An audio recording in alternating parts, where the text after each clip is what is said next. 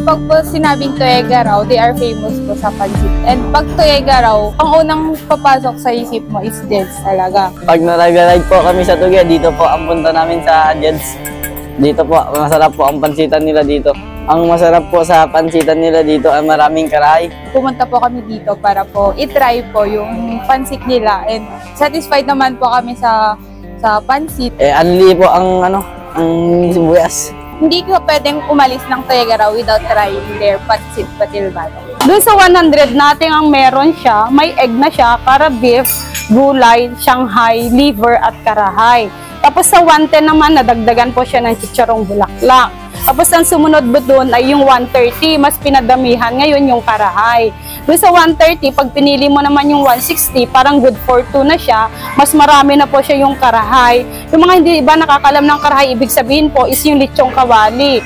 Tapos yung bulaklak nagiging 2 at saka Shanghai. At saka ang kinaganda nito, masarap yung aming chicharong bulaklak, tsaka yung paggaluto ng aming Shanghai.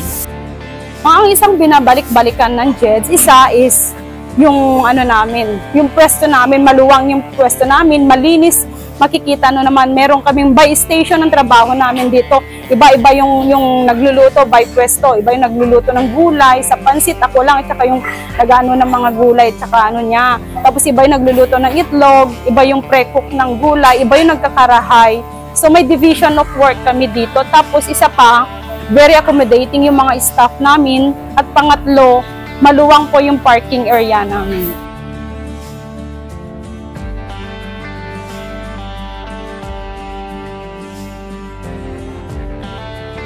Ako po si Edith Magigad, ang may-ari po ng Jed's Pansiteria dito po sa Maylinaw East.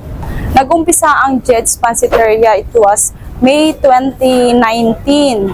So, 2019 nag-start kami, syempre bago, andyan yung mas ang daming struggles. Then, ito pa dumating nga si pandemic 2020, sir.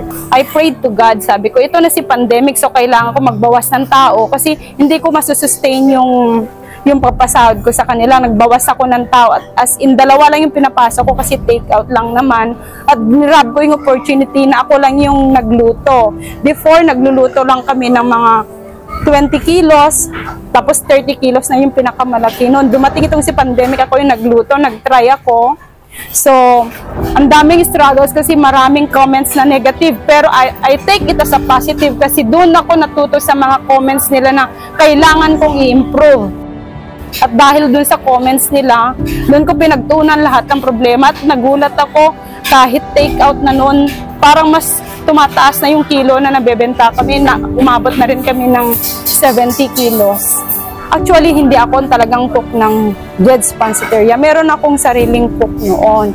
So, pinayuhan niya ako sa pansitan daw. Ang pinakamahalaga ang cook. Dahil kung wala na yung cook, malulugi na daw yung negosyo. So, nasabi niya sa akin, advice niya sa akin, I need to learn how to cook. Marunong naman ako, pero hindi ganun talaga kagaling.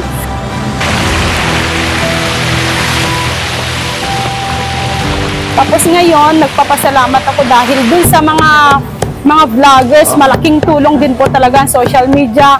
Yung mga vloggers na nagpupunta, dun yung time na, syempre, napapanood nila, sinusubukan nila. Pagka na-vlog pa ako, talagang pinaghahandaan ko yun kasi alam ko, susubukan ng tao at susubukan ng tao po yan. Authentic Batil Patong, nakatry ka na ba? What's up mga masasarap? So andito tayo ngayon sa Jed's Pansiteria, Tuguegarao City, Cagayan, upang maghanap syempre ng murang kainan pero masarap. Anibo, another sick kapansin series na naman ang ating pupuntahan mga kaido, dahil pagkatapos ng 4 years na pananahimik natin ay nandito na tayo sa wakas sa Jed's Pansiteria, ang isa sa trending at kilalang pansitan dito sa Tuguegarao. Nandito na tayo sa last and final pansit Batil Patong natin dito sa Tuguegarao. Mr. Bats, nasaan tayo ngayon, bro? Andito tayo ngayon sa trending pansiteria dito sa Tuguegarao City, which is ang Jed's Pansiteria. Bro, ang laki.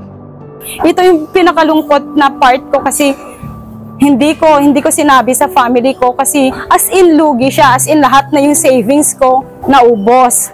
So, sinubukan ko lang ulit, sabi ko itutuloy ko lang dahil naubos na yung ano ko. Humiram ako ng pera at nagpapasalamat ako dun sa 2 sundalo na nagpautang sa akin with minimal interest na kahit ano po, walang collateral. Yun yung ginamit kong pera ulit nilipat ko yung pwesto namin kasi syempre kahit masarap na yung luto ko, maliit naman yung pwesto ko, umaalis talaga yung mga tao, walang parking, sagabal po sila sa daan. So sinacrifice ko po umutang para lumipat nitong pwesto ko. Ang oras po ng opening namin ay nag-start kami ng 7 in the morning hanggang 5:45. Minsan po mapapaaga, wala pang 5:45 sold out na. Ngayon naman, itong pagka-regular Monday to Friday, ang minimum namin nasa 100 to 130 kilos ang minimum namin.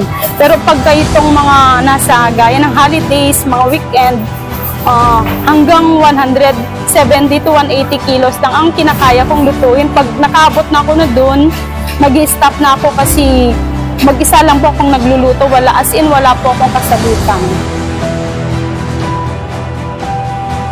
Sa mga customers po namin, minsan talaga po, hindi po natin maiwasan na lalo na yung waiting time, pag peak time po, mag-isa po ako nagluto. Hindi ko po siya masyadong nagagawa ng paraan na mapabilis po kasi pag peak time, ang kayang-kaya kong isasalang po sa isang lutuan ko po ay 12 kilos po yan. So meaning mga hanggang 63, 65, ganyan po yung na hanggat kaya ko mainit po yung sinaserve, ginagawan ko po ng paraan yan. Kaya sa yung mga nagtsatsagang mag-antay sa amin sa matagal na oras, pasensya po kasi ang dami pong nakapila at maraming salamat po, lalo na sa mga nagre-recommend sa Jed's Pansiteria. Maraming salamat po sa inyo.